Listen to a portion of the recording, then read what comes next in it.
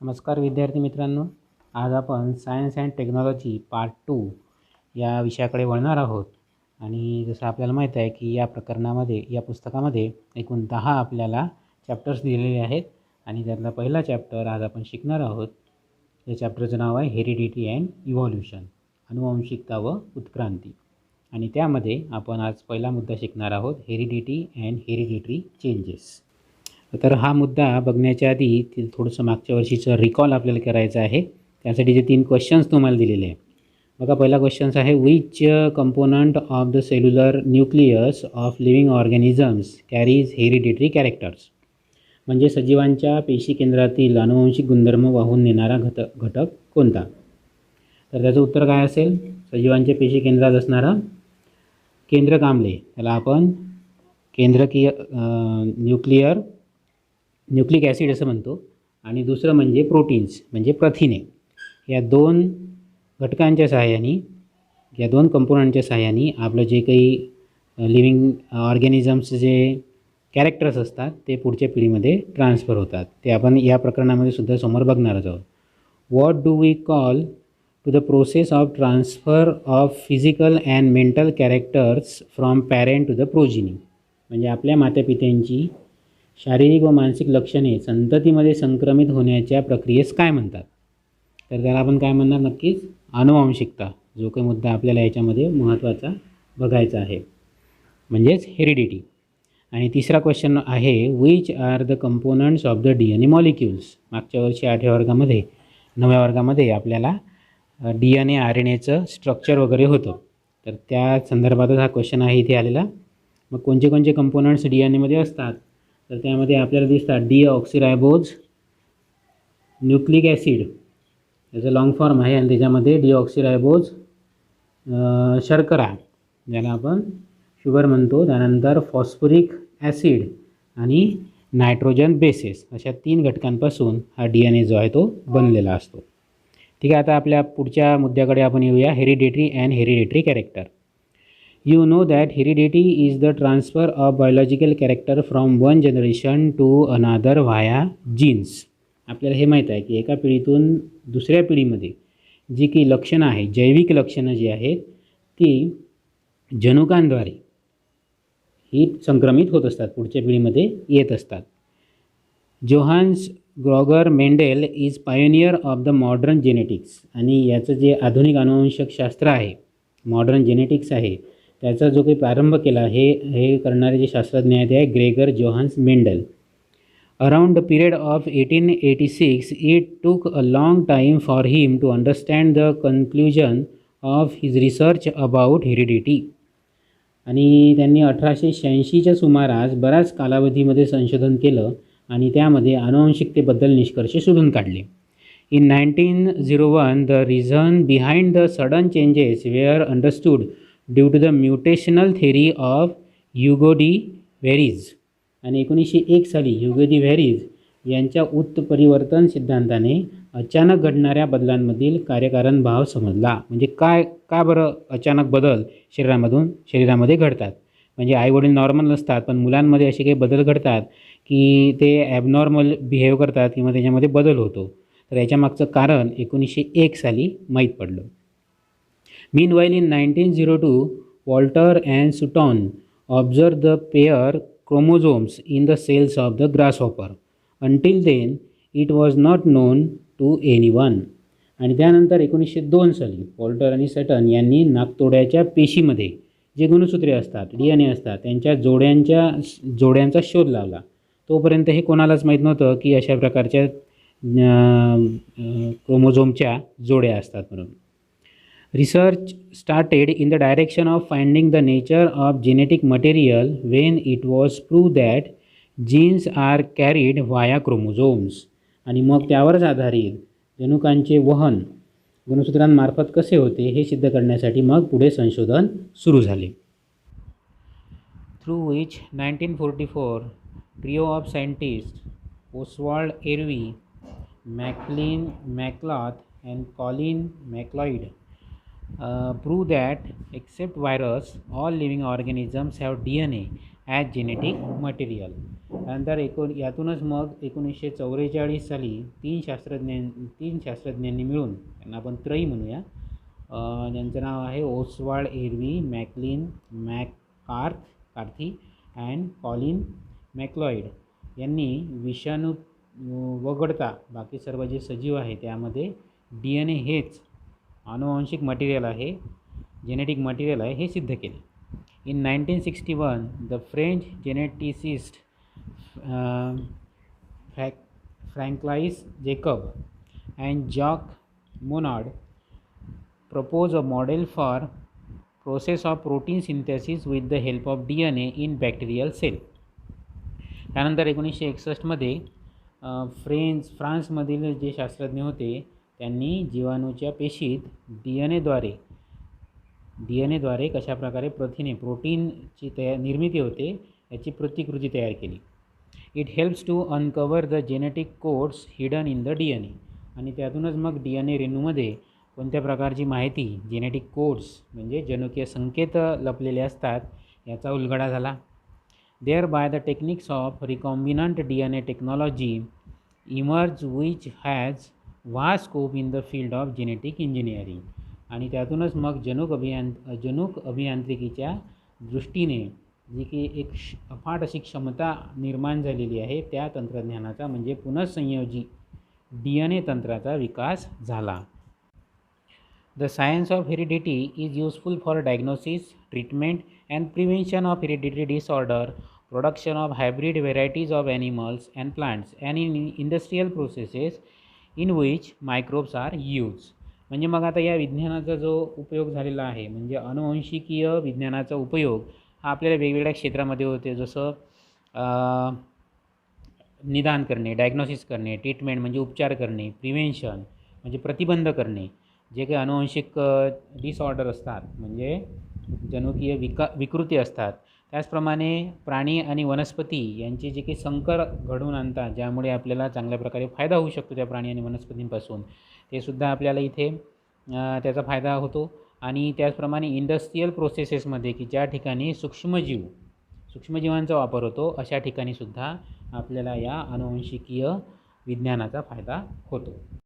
पुढचा मुद्दा आहे बघा आपला ट्रान्स्क्रिप्शन, ट्रान्सलेशन अँड ट्रान्सलोकेशन म्हणजे प्रतिलेखन, भाषांतरण व स्थानांतरण. त्यामध्ये थोडंसं मागच्या वर्षीच्या अभ्यासाचं रिकॉल करण्यासाठी आपल्याला 2 प्रश्न दिलेले आहेत, ते तुम्हाला सगळ्यांना सोडवायचे आहेत. बघा, sketch and explain the structure of DNA and various types of RNA. DNA आणि RNAचे जे काही प्रकार आपण मागच्या वर्षी 9व्या वर्गात शिकलो होतो त्याच्या आकृत्या काढायच्या आहेत आणि त्याची माहिती पण सांगायची आहे. आणि दुसरा प्रश्न आहे explain the meaning of genetic disorder and give names of some disorder. म्हणजे अनुवांशिक विकृती म्हणजे काय, त्याचप्रमाणे त्याची नावे हे सांगायचे आहे आणि त्याची नावे पण आपल्याला सांगायची आहे. तर अशी आशा करतो की तुम्ही सगळेजण हा प्रश्न सोडवून बघाल. आता पुढच्या पॉईंटकडे आपण येऊया, ट्रान्स्क्रिप्शन, ट्रान्सलेशन अँड ट्रान्सलोकेशन. बघा काय दिलं आपल्याला, with the help of RNA the genes present in the form of DNA participate in the functioning of cell and thereby control the structure and functioning of the body. आता आपल्याला माहिती आहे की आपल्या पेशीच्या केंद्रकामध्ये, प्रत्येक सजीवाच्या पेशीच्या केंद्रकामध्ये DNA आणि RNA असतात. आणि आपली जी काही बॉडी बनलेली आहे, आपलं पूर्ण शरीर जे आहे, सजीवांचं शरीर आहे, हे कशापासून बनलेलं आहे तर प्रोटीन्सपासून. मग हे प्रोटीन कशाच्या मदतीने तयार होते तर DNAच्या मदतीने. पण नुसता एकदा DNA त्यामध्ये भाग घेतो का, नाही, तर त्यासाठी त्याला मदत करतो RNA. मग RNA आणि DNA या दोघांच्या साथीने कशाप्रकारे प्रोटीन निर्माण होते आणि आपल्या पूर्ण स्ट्रक्चर आणि फंक्शनल जे काही आपली रचना आहे म्हणजे आपले रचनात्मक आणि कार्यात्मक जे काही घटक आहे हे पूर्ण कशाप्रकारे नियंत्रित ठेवते ते या पॉईंटमध्ये आपल्याला बघायचं आहे. बघा पुढे, information about protein synthesis is stored in the DNA and synthesis of appropriate proteins as per requirement is necessary for body. मग आता प्रोटीन निर्मिती, प्रथिनांची निर्मिती करण्यासाठी जी काही माहिती साठवलेली असते ती कुठे असते, ती जनुकांमध्ये साठवलेली असते, जे जनुक DNAवर असतात. आणि ज्या प्रकारे आपल्या शरीराला प्रथिनांची गरज आहे त्या प्रकारचे प्रोटीन्स इथे निर्माण होतात. This proteins are synthesize by DNA through RNA. मग हे जे प्रथिन आहे या प्रथिनांची निर्मिती DNA मुळे RNAच्या माध्यमातून होते. म्हणजे RNA DNAला मदत करेल आणि DNAवर असेल त्याची माहिती. This is called a central dogma आणि याच प्रक्रियेला आपण काय म्हणतो, central dogma. mRNA is produce as per the sequence of the nucleotides on DNA. मग यामध्ये आपण जे 3 RNA बघितले होते, mRNA, rRNA आणि tRNA. तर यामध्ये सगळ्यात पहिले सुरुवात होते mRNAपासून. DNAवरील जनुकांच्या साखळीनुसार mRNAची निर्मिती होते आणि ती कशी होते आणि पुढे प्रक्रिया कशी जाते हे आपण पुढच्या एका छोट्या व्हिडिओमध्ये बघणार आहोत. तर हा व्हिडिओ सर्वांनी काळजीपूर्वक बघायचा आहे, म्हणजे आपल्याला हा पुढचा पॉईंट समजेल.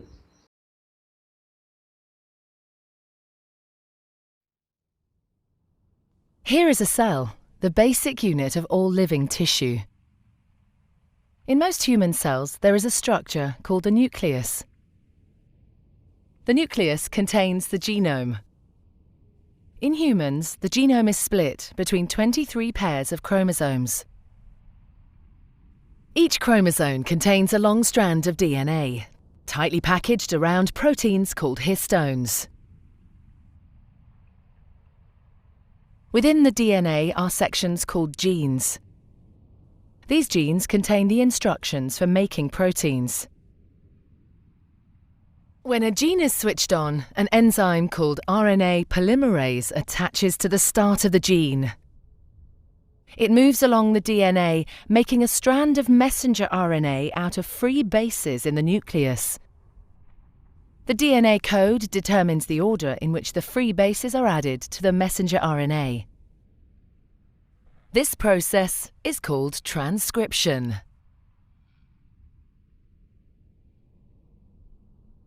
Before the messenger RNA can be used as a template for the production of proteins, it needs to be processed. This involves removing and adding sections of RNA. The messenger RNA then moves out of the nucleus into the cytoplasm.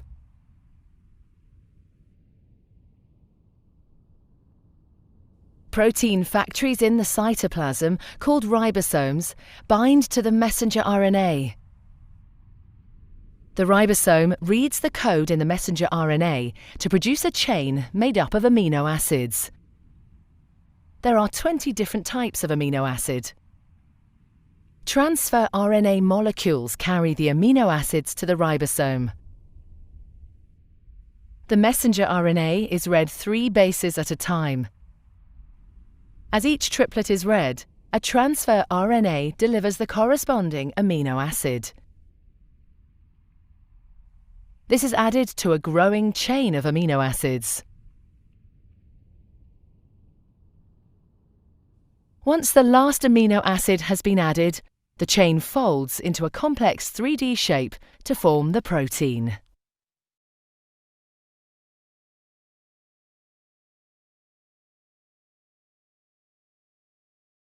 बघा, आता हा video बघितल्यावर तुम्हाला हा जो पूर्ण मुद्दा आहे आकृतीसहित हा पूर्ण समजला असेल. समजला नसेल तर तुम्ही पुन्हा तो व्हिडिओ रिव्हर्स करून बघू शकता आणि हे पूर्ण छान प्रकारे समजून घेऊ शकता.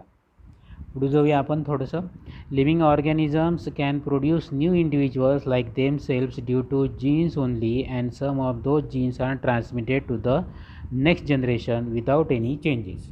मग आता सजीवांमध्ये जनुक आहे, त्या जनुकांमुळेच नवीन त्यासारख्या सजीवांची निर्मिती होते. बरोबर आहे, कारण हे जनुकं जे आहे जे जशीच्या तशी पुढच्या पिढीमध्ये जातात, म्हणजे संक्रमित होतात आणि त्यामुळेच पुढचे जे काही अपत्य असेल, पुढची जी काही पिढी असेल, त्यामुळे आईवडिलांचे गुणधर्म येतात. However sometimes sudden changes occur in those genes. पण काही वेळेला या जनुकांमध्ये अचानक बदल होतात.